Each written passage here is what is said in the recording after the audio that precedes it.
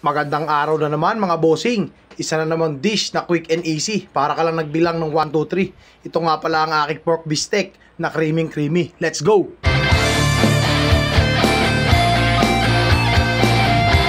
Kilala mo ba yung parte na yan bro? Hindi yan yung iniisip mo. Ang tawag nga pala dyan ay lomo. Tenderloin naman kung i-Englishin mo. Ninipisan ko lang ang hiwa dito kasi hindi naman kailangan palambutin pa ito.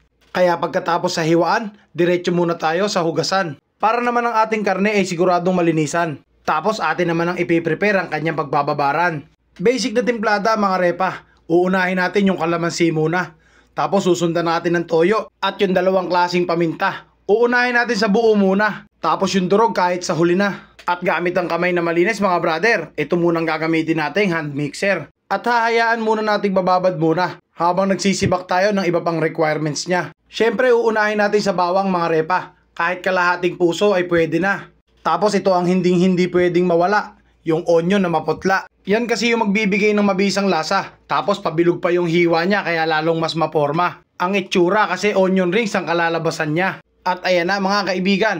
Quick and easy lang naman talaga yan. Ayan lang ang mga ingredients na kailangan.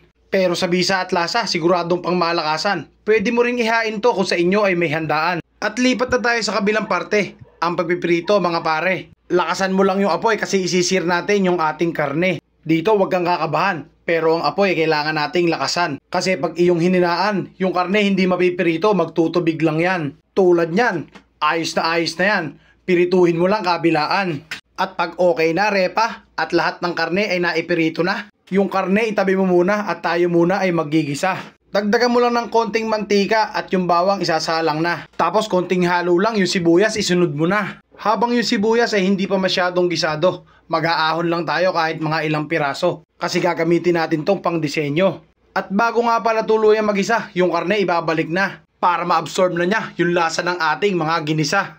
Patuloy lang sa paghalo repa. Tapos yung pinagbabaran niya ating ilalagay na. At tingnan mo naman kaibigan. Kahit sa lutong panandalian, yung karne hindi na natin kailangan palambutan. At syempre, taste test muna tayo kung saan pa nga ba kulang.